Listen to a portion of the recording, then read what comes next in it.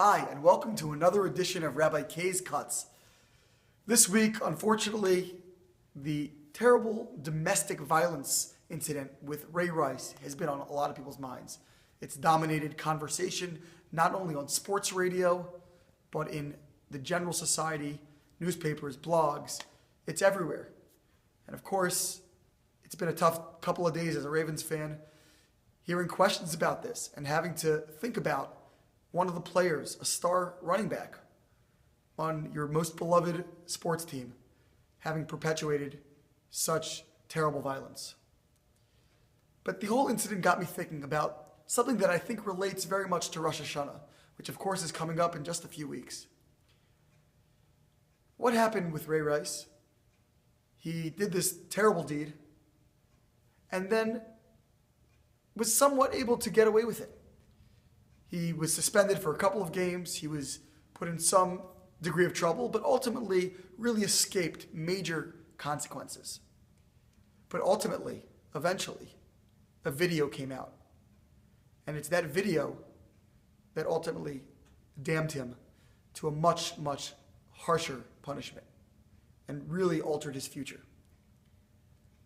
We talk about in Pirkei Avot and Ethics of Our Fathers, the rabbis tell us we should always be cognizant that in this world or beyond this world, there is an ayin roeh and an ozen shomat, an eye that sees and an ear that listens.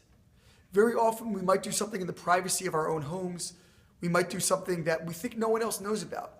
Maybe it's a mild financial indiscretion or a little bit of gossip, something that we don't think is going to harm anyone or anyone's going to learn of. And yet Pirkei Avot and really our entire Jewish belief system reminds us that there's always someone with a capital O, who's watching, who's listening. That video at some point will always emerge. And that's really what we try to think about on Rosh Hashanah.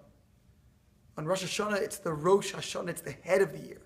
We try to utilize our heads, focus our minds to understand that even if something has escaped the attention of every person around us, ultimately, we need to live with complete and total integrity with ourselves and with God, because ultimately, someone is always watching.